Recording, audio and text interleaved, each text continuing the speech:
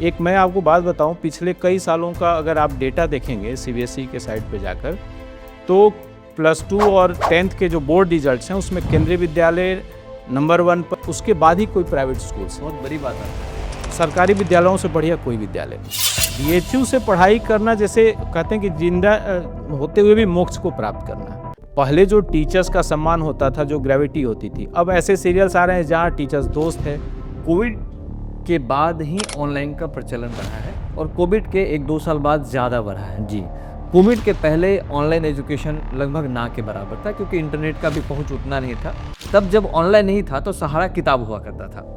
अब क्या है कि किताब के अलावा एक विकल्प हो गया ऑनलाइन। क्या लगता है कि बिना ऑनलाइन का कोई छात्र अपने किताबों के साथ जुड़ करके फिर वो आंकड़ा नहीं छू सकता है जो कोविड के पहले टच करता था? एक डिफरेंस ज़रा बताइए। प्राइवेट स्कूल जो आजकल चल रहे हैं, तो प्राइवेट स्कूलों में 99% जो प्राइवेट स्कूल है उसने एनसीईआरटी को दरकिनार कर दिया है। सब अलग अलग पब्लिकेशन की किताबें इस्तेमाल कर रहे हैं। एनसीईआरटी और बाकी जो अलग पब्लिकेशन की जो किताबें आ रही है 6 to 12 के बीच में, उसमें क्या डिफरेंस आप पाते हैं? तो उसने कहा कि सर हम लोग एक जगह कोचिंग पढ़ते हैं और जो कोचिंग वाले सर हैं वो सिखा के भेजते हैं कुछ कुछ क्वेश्चंस, और वो सिखा के भेजते हैं कि टीचर्स छोड़ के चला जाए।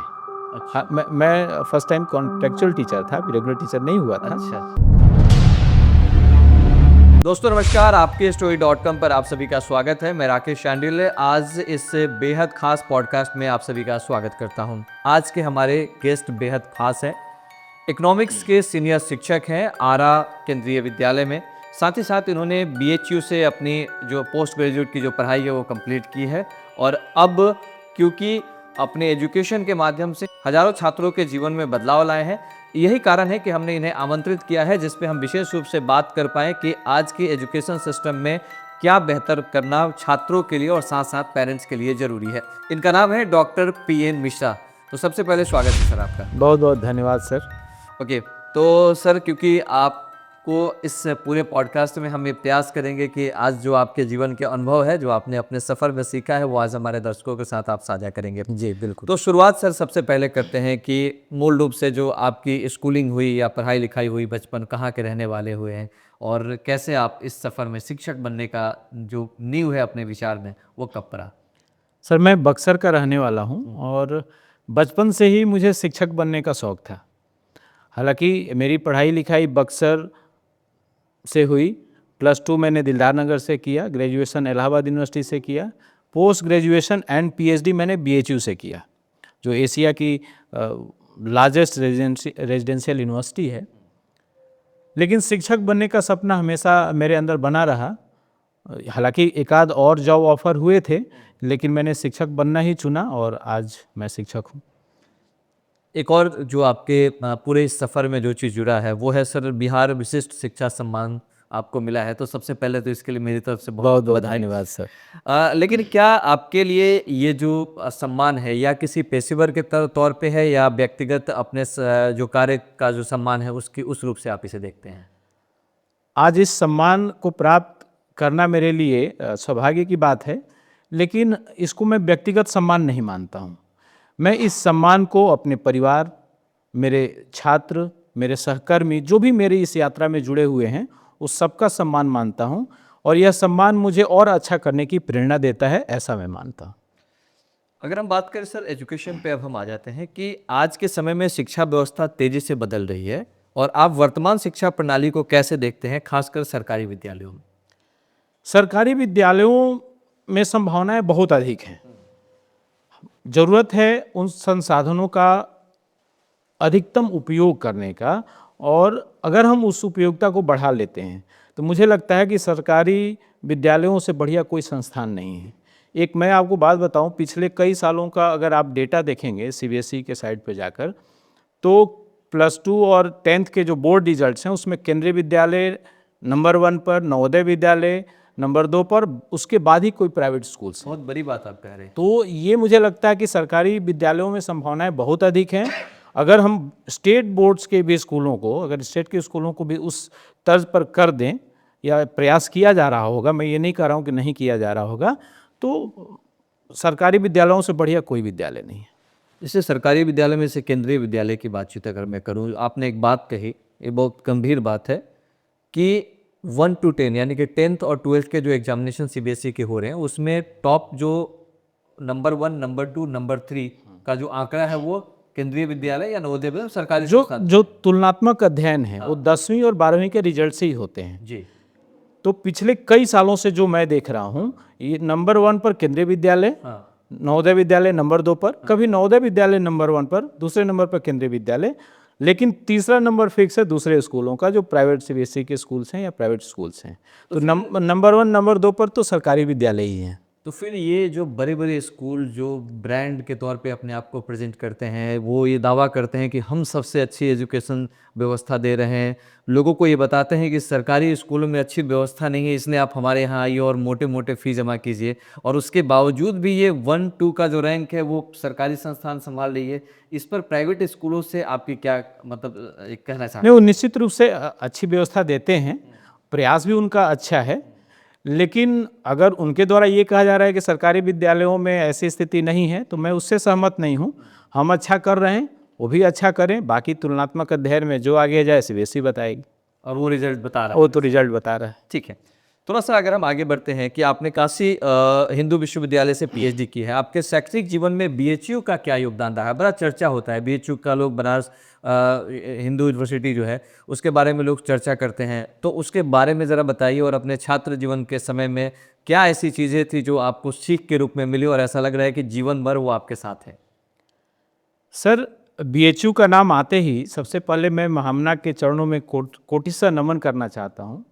और बीएचयू से पढ़ाई करना, जैसे कहते हैं कि जिंदा होते हुए भी मोक्ष को प्राप्त करना, तो मुझे लगता है कि बीएचयू से पढ़ाई करना मेरी जीवन की सबसे बड़ी उपलब्धि है। और सामाजिक दृष्टिकोण और हमारे विचार में जो गहराई है वो सब कुछ मुझे लग रहा है कि बीएचयू से ही मिला है। बड़ी बात आपने कही कि जैसे शिक्षा के क्षेत्र में अगर मोक्ष की प्राप्ति है, वैसे काशी जीवन की मोक्ष की प्राप्ति के लिए है, तो शिक्षा के लिए बीएचयू है। हाँ, अगर हम जिस डिग्री के लिए आप पीएचडी के लिए गए, थोड़ा इसके बारे में डिटेल समझाइए कि किस टॉपिक पे यानी किस सब्जेक्ट पे आपने शोध किया, किस तरीके से उसमें चैलेंजेज आए, और अगर कोई इस तरीके की पढ़ाई कर रहा है या शोध कर रहा है या पीएचडी कर रहा है तो उसके लिए आपके पास क्या सजेशन है? जी, मेरा शोध तो सोशल सेक्टर डिस्पैरिटीज़ पर था, और इकोनॉमिक रिफॉर्म से पहले और इकोनॉमिक रिफॉर्म्स के बाद को लेकर मेरा अध्ययन था। हालांकि पीएचडी करना एक बड़ा काम है, लेकिन हमारे गुरुदेव डॉक्टर राजेंद्र राय सर के सहयोग और मार्गदर्शन के कारण मैं उस कार्य को कर पाया, और आज जो भी मैं हूँ मुझे लगता है कि मेरे गुरुदेव डॉक्टर राजेंद्र राय सर का ही योगदान है। उन्हीं के आशीर्वाद से मैं आज एक शिक्षक बना और आज यहाँ बैठ पाया हूँ, तो मुझे लग रहा है सर का ही आशीर्वाद है। एक शोधार्थी को निरंतर अध्ययन वाली आदत रहनी चाहिए। अगर आप निरंतर अध्ययन के साथ हैं और ईमानदार प्रयास करते हैं तो आप बहुत आगे तक जाएंगे, ऐसा मेरा मानना है। अगर हम बात करें कि अर्थशास्त्र जैसे विषय, इकोनॉमिक्स की बात कर रहे हैं, जैसे विषय को छात्रों के लिए रोचक बनाना बहुत चुनौतीपूर्ण होता है, क्योंकि ये पूरा डेटा का खेल होता है, आंकड़ों में चीज़ों को समझाया सुलझाया जाता है। तो आप अपने शिक्षण पद्धति में ऐसा क्या ट्रिक अपनाते हैं जिससे उसको आसानी से अर्थशास्त्र जैसे कठिन सब्जेक्ट को आप उन बच्चों को समझा पाते हैं? सर, जब आप किताबों से पढ़ाते हैं तब वो बोरिंग हो जाता है। जब बच्चे, आप ऐसा पढ़ाइए कि जब बच्चे अपने आसपास की घटनाओं में अर्थशास्त्र देखने लगें, तो मुझे लगता है कि अर्थशास्त्र काफ़ी रोचक हो जाता है। और दुनिया के किसी भी विषय की बात करें तो उसके अंदर जो निहित उद्देश्य है वो अर्थशास्त्र से ही है। तो अगर इस तरह से पढ़ाया जाए कि बच्चे अपने आसपास की घटनाओं में अर्थशास्त्र देखने लगें, तो मुझे लगता है कि अर्थशास्त्र पढ़ाना काफ़ी इंटरेस्टिंग होगा और बच्चों को भी काफ़ी अच्छा लगेगा। एक कॉमन सवाल पूछना चाहेंगे कि किसी एक व्यक्ति, कोई भारतीय है, कोई भारतीय नागरिक है, वो हो सकता है कि पढ़ा लिखा कम हो या ना पढ़ा लिखा हो, तो उसके जीवन में अर्थशास्त्र का क्या योगदान है, या उसको कैसे वो समझे उसको, क्योंकि उसकी क्या स्वीकार्यता है उसके जीवन में? अर्थशास्त्र की जो सबसे पहली परिभाषा थी एडम स्मिथ जी ने दिया था, और उन्हें फादर ऑफ इकोनॉमिक्स भी कहते हैं। तो वेल्थ ऑफ इकोनॉमिक्स, धन का ही विज्ञान है। उन्होंने कहा था कि economics is a science of wealth, धन का विज्ञान है। तो मुझे लग रहा है कि एक ईश्वर ने एक कॉमन सेंस, अगर व्यक्ति रैशनल है तो एक कॉमन सेंस देकर भेजा है कि उसे पता है कि हमारे लिए क्या फ़ायदा है, हमारे लिए क्या बुरा है, पैसे कमाने हमारे लिए अच्छे हैं कि नहीं हैं।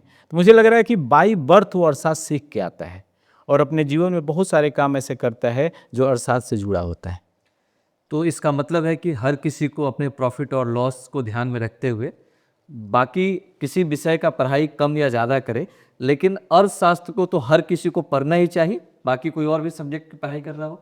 बिल्कुल, आप दूसरे विषय भी पढ़ते हैं तो उसमें अर्थशास्त्र शामिल होता है, क्योंकि आपको सही गलत की पहचान और खासकर आर्थिक उद्देश्य प्राप्त करने के रास्ते में धन की प्राप्ति भी जरूरी है और उसका रैशनल यूज़ भी करना जरूरी है। तो अर्थशास्त्र का वैसे क्षेत्र तो बहुत बड़ा है, लेकिन एक लेमैन की बात अगर हम करें तो उसके लिए सही गलत की पहचान और सही तरीके से धन अर्जन करना भी अर्थशास्त्र का ही पार्ट है उनके लिए। ओके। अगर हम बात करें कि आपने अपने वक्तव्य में आपने जो अभी बातचीत जो की है उसमें आपने कहा कि शिक्षा, शिक्षक, शिक्षार्थी और संस्थानों की पात्रता बनी रहनी बेहद चुनौतीपूर्ण होती है, क्योंकि शिक्षक बन जाना और उसको उस ऑरा को बनाए रखना ये कितना चुनौतीपूर्ण लगता है।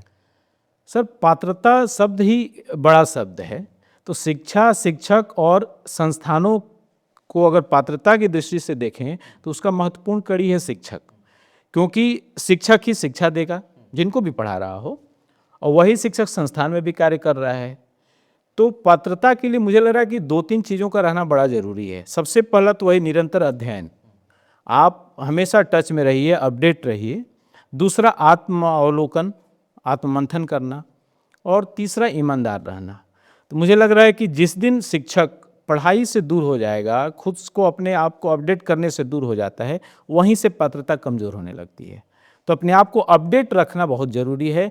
इसीलिए निरंतर अध्ययन, अगर आप शिक्षक हैं, क्योंकि शिक्षक होना सिर्फ कैरियर नहीं है, वो समाज निर्माण की एक प्रक्रिया है, आपको अलग दृष्टि से देखा जाता है। इसलिए आपको अपडेट रहना है, निरंतर अध्ययन करते रहना है, तो पात्रता हमेशा बनी रहेगी। कभी ऐसा हुआ है कि आप पढ़ा रहे हो अपने क्लास में और कोई ऐसा बच्चा कुछ ऐसा सवाल पूछ दिया हो जो आपको लगा हो कि इसका जवाब तो अभी नहीं है शायद, और आपने उसको कुछ गोल गोल समझा करके, क्योंकि अपने इमेज को ही बचा के रखना होता है, तो कभी ऐसा हुआ? ये आम बात है, कभी ऐसा? मुझे लगता है कि ये बड़ा ही शानदार प्रश्न है।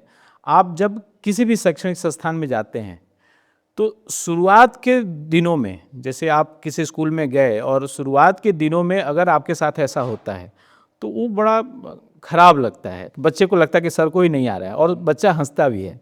लेकिन अगर वहीं आप कुछ दिन रह जाते हैं, बच्चों से फेमिलियर हो जाते हैं, तो बच्चे भी जानते हैं कि हमारे सर को कितना आ रहा है, कितना अच्छा पढ़ाते हैं। तो वहाँ अगर, क्योंकि ये तो समुद्र है, ज़रूरी नहीं है कि हमको सब कुछ आएगा, तो कुछ ऐसे टर्म, ऐसे शब्द आ जाते हैं जो लगता है कि अभी मैं बच्चे को बहुत अच्छे से बताने में समर्थ नहीं हूँ। तो हमने, मेरे साथ भी हुआ है और मैंने कई बार बोला है कि ठीक है बच्चों, ये कल हम लोग इस पर और डिस्कस करेंगे। तो मुझे लगता है कि ये ज़्यादा अच्छा है बनस्बत बच्चों को गलत बता देने से और निकल जाने से, क्योंकि वो गलती बच्चा हो सकता है हमेशा कर दे। एक क्या बदलाव महसूस करते हैं, क्या सोशल मीडिया या फिर जो एजुकेशन, जो ऑनलाइन एजुकेशन आई है, क्या उन सब चीज़ों से जो स्कूलों में शिक्षक पढ़ा रहे हैं उनमें भी डर भरा है क्या, कि बच्चे कुछ चीज़ें पहले ही पढ़ के आ रहे हैं और उनको पता होता है? तो पहले स्टूडेंट जो है वो सिर्फ स्टूडेंट के हिसाब से बैठता था, पता होता था कि टीचर को ज़्यादा पता है, स्टूडेंट को नहीं पता है। अब कहीं शिक्षक को इस बात का भी डर है कि हो सकता है कि जो हम पढ़ा रहे हैं अगर हम गलत पढ़ाएंगे और बच्चा कहीं ऑनलाइन पढ़ के आया होगा तो उस समय क्वेश्चन मार्क कर सकता है, या फिर अगर हम गलत पढ़ा देते हैं गलती से तो वो हो सकता है क्रॉस चेक जा करके अगर ऑनलाइन किया उसमें हम गलत पाए। तो इस बात का भी कुछ डर है क्या? बिल्कुल सर, डर है। इसीलिए तो सजग रहना बहुत ज़रूरी है, क्योंकि पहले और आज में बहुत अंतर आ गया है। आज आप गलत बता के नहीं निकल सकते हैं, और गूगल से आगे निकल के बच्चे अब चैट जीपीटी पे आ गए हैं। चैट जीपीटी से उन्हें हर एक चीज़ का पता है कि सर हमारे सही बताए हैं कि गलत बताए हैं। तो इसीलिए मैंने कहा, बार बार मैं कहता हूँ कि हमें अपडेट रहना होगा, तभी बच्चे आपको स्वीकार करेंगे, नहीं तो फिर बहुत चुनौतीपूर्ण समय आने वाला है। सम्मान मिलना क्या लगता है कि वो ज़्यादा खुशी का पल है या ज़्यादा जिम्मेदारी महसूस करना है? मुझे लग रहा है खुशी का पल है, लेकिन वो क्षणिक है।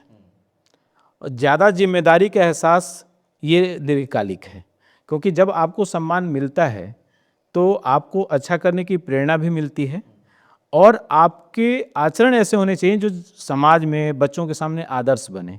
तो आपके पास गलत करने का ऑप्शन नहीं होता है। तो मुझे लग रहा है कि जिम्मेदारी का एहसास ज़्यादा है सम्मान मिलना। आपके कई छात्र ऐसे होंगे जो अब क्योंकि काफ़ी लंबे सालों से आप पढ़ा रहे हैं, कई वर्षों से पढ़ा रहे हैं, तो बहुत सारे ऐसे छात्र हैं जो किसी अच्छे पद पे चले गए होंगे, सफल हुए होंगे, क्या महसूस करते हैं जब वो आपसे मिलते हैं, और उन छात्रों से जब आप मिलते हैं जो सफल नहीं हुए किसी कारणवश, तो क्या डिफरेंस आप महसूस करते हैं? मन में क्या चलती है जो सफल नहीं हुए उनको लेकर के? बिल्कुल सर, ये बातें सही हैं और मुझे लगता है कि किसी भी शिक्षक का जो सम्मान है मंच से नहीं, उनकी छात्रों की सफलता से ही है। तो बहुत सारे ऐसे बच्चे हैं जो काफ़ी अच्छा किए, सिविल सर्विसेज से लेकर के एमबीए करके एक अच्छे इंस्टीट्यूट में बहुत सारे बच्चे गए हैं और कुछ ऐसे बच्चे भी हैं जिनसे उम्मीद थी कि वो बहुत अच्छा करेंगे लेकिन उतना अच्छा नहीं कर पाए हैं। लेकिन हाँ, कोई ऐसा बच्चा मुझे अभी तक नहीं मिला जो कुछ नहीं कर रहा हो। सब अपने जीवन में लगे हुए हैं। उद्देश्य सबका अपना अलग हो सकता है और जिन बच्चों से उम्मीद थी कि वो बहुत अच्छा करेंगे, मुझे अभी भी उम्मीद है कि वो काफ़ी अच्छा करेंगे। प्रयास कर रहे हैं वो। क्योंकि स्कूलों की बात हो रही है, एजुकेशन की बात हो रही है, या बहुत ही प्रतिष्ठित जो भारत सरकार की जो एजुकेशन एक सिस्टम है, आप उसके हिस्सा है जिसको केंद्रीय विद्यालय कहा जाता है। पेरेंट्स का रोल ज़रा बताइए कि बच्चों की एजुकेशन पे, उनकी सफलता में स्कूल, शिक्षक, मतलब स्कूल या शिक्षक एक ही, और पेरेंट्स के बीच में क्या क्या डिफरेंस आपको महसूस होता है जो पेरेंट्स में नहीं होना चाहिए? मतलब पेरेंट्स को किन किन बातों का ध्यान रखना चाहिए अपने बच्चों के प्रति, और पेरेंट्स को कितना उम्मीद स्कूल से करना चाहिए? अभी ये जो प्रश्न है सर, मुझे लग रहा है कि सबसे प्रासंगिक प्रश्न है, क्योंकि हम लोग जब देखते हैं आर्थिक जो सुधार हुए उसके बाद अगर कंपेयर करें 91 के बाद, तो कई सारे हमारे समाज में, हमारे परिवारों में बदलाव आए। एक जो माइक्रो फैमिली हो गई कि पापा हैं, मम्मी हैं, बच्चे हैं, और आर्थिक युग में पापा मम्मी दोनों, बहुत जगहों पे तो दोनों लोग कमा रहे हैं, बच्चा अकेला पड़ जाता है।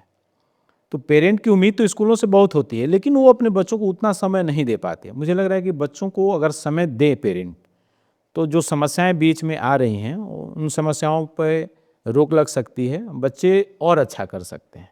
तो पेरेंट का जो रोल होना चाहिए थोड़ा और अच्छा तो है, करते होंगे बहुत सारे लोग, लेकिन ज़्यादातर मामलों में पेरेंट अपने बच्चों को उतना समय नहीं दे पा रहे हैं। और सोशल मीडिया और मोबाइल ने जो थोड़ा बहुत समय दिया, उसका यूज सोशल मीडिया और मोबाइल पे चला जा रहा है। पता चला कि पिताजी घर आए, फिर घर आकर अपना कुछ ऑफिस का भी काम कर रहे हैं, कुछ सोशल मीडिया का भी यूज़ कर रहे हैं, बच्चे को समय नहीं दे पा रहे हैं। हो सकता है बच्चे के पास भी मोबाइल हो, तो बच्चा जो सवाल करता था, जो पढ़ता था, वो स्क्रॉल कर रहा है। तो इस तरह बहुत सारे समय और पढ़ाई से दूरी भी बन जाती है बच्चों की। शिक्षक के तौर पे अगर हम आपसे बात करें कि जब आप अपने क्लासरूम में होते हैं या उन बच्चों को देखते हैं जो अभी 11th-12th में है या 10th-11th-12th, जी। ये आमतौर पे माना जा रहा है आज के वक्त में कि 10th-11th-12th के बच्चों को कंट्रोल करना अब ना तो किसी स्कूल के बस की बात रह गई है और ना शिक्षक के बस की बात तो है ही। स्कूल मतलब पूरा मैनेजमेंट भी अब हार मान रहा है, शिक्षक तो हार मान ही रहे हैं। इसमें कितनी सच्चाई है? इसमें सच्चाई है सर, लेकिन सच्चाई से ज़्यादा है कि क्यों ऐसा हो रहा है। क्योंकि बच्चा तो बच्चा है, लेकिन ये दिक्कतें इसलिए आ रही हैं कि सब लोग दूरी बना रहे हैं, साथ में रहकर भी दूरी है। सोशल मीडिया का अत्यधिक यूज़, बहुत सारे ओटीटी प्लेटफॉर्म आ जाना, उस पे तरह तरह के सीरियल्स आ रहे हैं, पिक्चर्स आ रहे हैं। जो पहले जो टीचर्स का सम्मान होता था, जो ग्रेविटी होती थी, अब ऐसे सीरियल्स आ रहे हैं जहाँ टीचर्स दोस्त है, जहाँ और भी बहुत सारे आगे बढ़कर भी बहुत सारे आप सीरीज़ देखेंगे जहाँ टीचर्स और बच्चे के बीच गैपिंग बहुत कम है। तो ये सब बच्चा जब देखता है तो उसको लगता है कि नहीं नहीं, ये पहले जैसी स्थिति तो अब रही नहीं। दूसरी चीज़ें, संवेदना की कमी हो गई है अत्यधिक मोबाइल यूज़ करने से, सोशल मीडिया का यूज़ करने से, और ख़ासकर जब से शॉर्ट रील्स आ गए तो बच्चों में धैर्य की कमी आ गई। वो 1 मिनट या 30 सेकेंड से ज़्यादा कहीं कंसंट्रेट नहीं कर पा रहा है। और इसका लॉन्ग टर्म इफेक्ट क्या पड़ा कि बच्चा इमोशनल जो पहले हुआ करता था, अब उसके अंदर इमोशंस कम आ रहे हैं। ओके, सोशल मीडिया की वजह से। सोशल मीडिया की वजह से वो इमोशन गैप कहीं ना कहीं दिख रहा है। वो पेरेंट्स से भी दिख रहा है, अपने स्कूलों से दिख रहा है, अपने टीचर से भी दिख रहा है। तो यहाँ बच्चे की सिर्फ कमी नहीं है, हम पेरेंट की भी कमी है। पेरेंट भी उतना संवाद नहीं कर पा रहे हैं, बच्चे से बात करना है हम उतना बात नहीं कर पा रहे हैं। शिक्षकों की साइड से भी कुछ कमियां हैं, क्योंकि पहले जब गुरुकुल में शिक्षक और छात्र का जो संबंध दिखता था वो आज प्रोफेशनल होता जा रहा है कहीं ना कहीं। तो ज़्यादातर अगर हम अपनी क्लास लिए और क्लास के बाद हम अपना काम देखेंगे तो बच्चों को तो लग गया ना कि सर तो हमें ध्यान ही नहीं दे रहे। तो उनके दिमाग में आया सर का काम है सिर्फ पढ़ाना। तो इस तरह की जो समस्याएं आ रही हैं, जिस दिन अगर हम बच्चों के साथ संवेदना के साथ जुड़ेंगे, बच्चों को लग जाएगा कि नहीं सर हमारे बारे में सोचते हैं, सिर्फ पढ़ाई के अलावा कुछ उनके लिए अलग से करना, उनको इंडिविजुअल सहयोग की ज़रूरत है, इंडिविजुअल मदद की ज़रूरत है। अगर हम वहाँ उनको सोचते हैं, उनको मदद देते हैं, उनकी समस्याओं में उनके साथ खड़े होते हैं और बोलते हैं कि बेटा मैं हूँ, चिंता नहीं करना है, तो मुझे लग रहा है कि ये जो समस्याएं हैं ये ख़त्म हो जाएंगी। कोविड के बाद ही ऑनलाइन का प्रचलन बढ़ा है और कोविड के 1-2 साल बाद ज़्यादा बढ़ा है। जी। कोविड के पहले ऑनलाइन एजुकेशन लगभग ना के बराबर था क्योंकि इंटरनेट का भी पहुंच उतना नहीं था। अब मुझे ये जानना है कि कोविड के पहले भी बच्चे टॉप करते थे 98%, 99%, 98%। तब जब ऑनलाइन नहीं था तो सहारा किताब हुआ करता था। अब क्या है कि किताब के अलावा एक विकल्प हो गया ऑनलाइन। क्या लगता है कि बिना ऑनलाइन का कोई छात्र अपने किताबों के साथ जुड़ करके फिर वो आंकड़ा नहीं छू सकता है जो कोविड के पहले टच करता था, या ऑनलाइन का होना जरूरी ही है, मजबूरी है? सर देखिए, ऑनलाइन एक उपहार भी है, लेकिन कब ये समस्या बनता है जब हमारे बच्चे, खासकर मेरा ये व्यक्तिगत मानना है कि 12वीं तक अगर बच्चा ऑनलाइन पढ़ रहा है तो किसी के गाइडेंस में पढ़े। ओके। क्योंकि जब आप छोड़ते हैं ना तो उस मोबाइल में फेसबुक के भी नोटिफिकेशन आ रहे हैं, व्हाट्सएप के भी नोटिफिकेशन आ रहे हैं, इंस्टा के नोटिफिकेशन आ रहे हैं, तो कहीं ना कहीं बच्चा वो पढ़ रहा है, बीच में इंस्टा भी देख रहा है, तो ये सारी पढ़ाई में बाधक तो बनता ही है।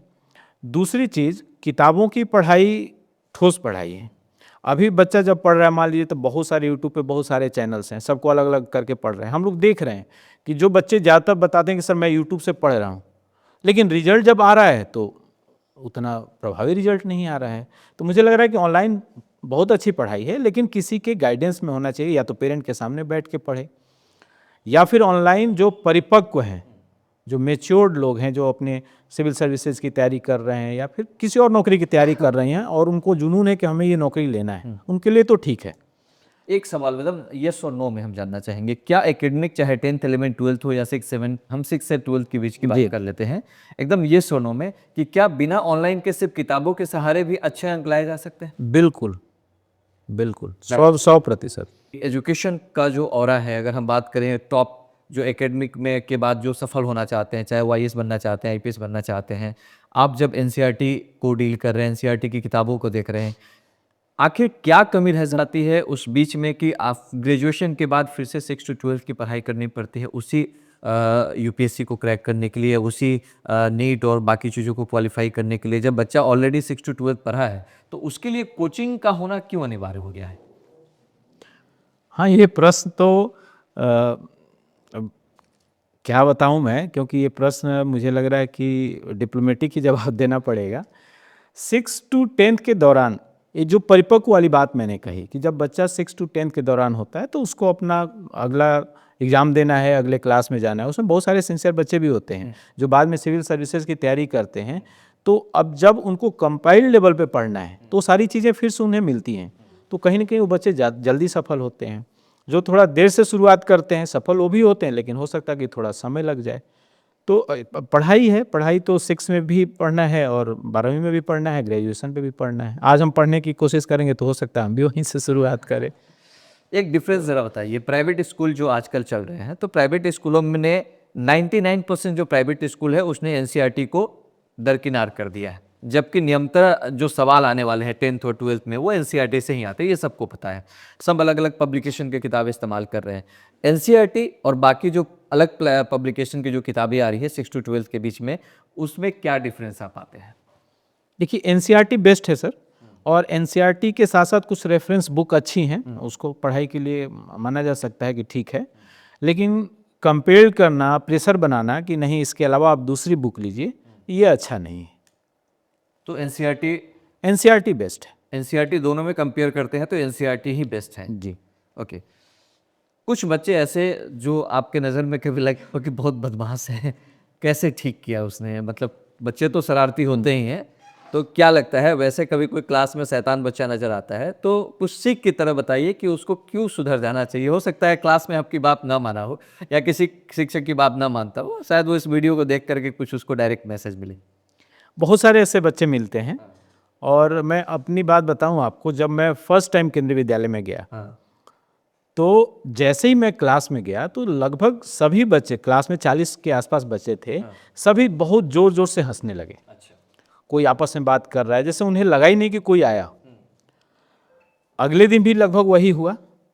तीसरे दिन जब मैं क्लास में गया तो मैंने बच्चों से बात करी और फिर मैंने कहा कि बेटा देखो, हम 5 क्वेश्चन आपसे पूछने वाले हैं, उसमें से कोई 3 क्वेश्चन अगर आप जवाब देते हैं तो जैसे आप कहेंगे मैं वैसे पढ़ाऊंगा, या फिर मैं जैसे कहूँगा वैसे आप पढ़ेंगे।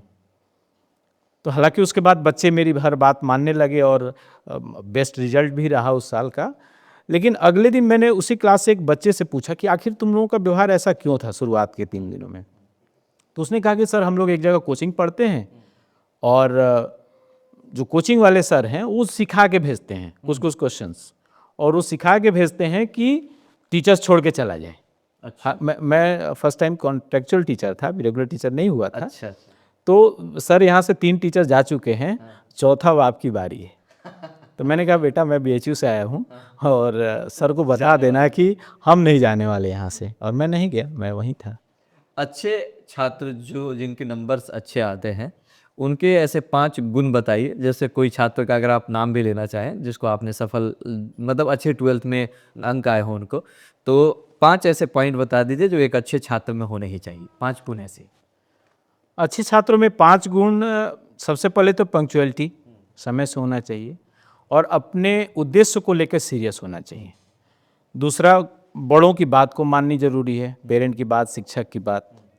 सिंसियर होना चाहिए, और सामाजिक दृष्टिकोण भी होना चाहिए कि आप पढ़ रहे हैं उसका उद्देश्य सिर्फ आपके लिए ना हो, आपके आसपास उसके आपकी पढ़ाई से क्या फ़ायदा हो रहा हो, ये भी उसके दिमाग में होना चाहिए। तो ये 4-5 चीज़ें अगर बच्चे में रहती है तो निश्चित तो बच्चे सफल होंगे, और हमारे कई बच्चे बहुत अच्छी जगहों पर हैं। इसको क्लोजिंग की तरफ जा रहे हैं, तो एक सवाल हम ओवरऑल में हम जानना चाहेंगे कि जब पढ़ाई की सिचुएशन है, ऑनलाइन है, पेरेंट्स है, बच्चे हैं, इस पूरे आपाधापी में कई बार बच्चे भी अपने शिक्षक का सम्मान नहीं करते हैं। ये ट्रेंड पहले से, ये आपसे पूछने वाली बात नहीं, मुझे ऐसा लगता है कि पहले से सम्मान का जो दायरा है वो थोड़ा सा गिरा है। मतलब वो दायरा नहीं कह सकते हैं, और जो वो गिरा है। पहले बच्चे शिक्षक के प्रति ज़्यादा रिस्पेक्ट करते हैं, अब तो शिक्षक की क्या, माँ बाप की ही इज्जत नहीं करते, तो शिक्षक की तो बात अलग है। लेकिन फिर भी अगर कोई क्लास में बच्चा है, मैं इसलिए ये सवाल पूछ रहा हूँ कि हो सकता है कोई बच्चा देख रहा हो इस वीडियो को, जब एक टीचर को कोई बच्चा, जैसे 50 बच्चे हैं, 50 में 30 बच्चे जो हैं अपने शिक्षक का खूब सम्मान कर रहे हैं, और 20 बच्चे ऐसे हैं जो अपने शिक्षक का सम्मान नहीं करते हैं, तो पढ़ाने में एक्चुअल किसको मज़ा आता है? उन 30 के साथ जाना चाहते हैं कि उन 20 को भी आप ध्यान रखते हैं? मैं अपनी बात कहूँ तो मैं उन 20 पर विशेष ध्यान रखता हूँ, अच्छा। और मुझे लगता है कि कुछ समय में ही या कुछ दिनों में ही वो उस 30 का पार्ट बन जा के 50 हो ही जाते हैं। मैं इंडिविजुअल बात करता हूँ कि क्या दिक्कत है, तुमको जो भी मस्ती करनी है करो, लेकिन जब पढ़ रहे होते हो, जब स्टूडेंट हो, और तुम्हारा कोई भी पूछेगा कि तुम किस क्लास में हो तो तुम बताते हो 12वीं में है, तो तुम्हारा प्राइमरी वर्क तो पढ़ाई है, तुम्हारा कैरियर है और पेरेंट की उम्मीदें हैं।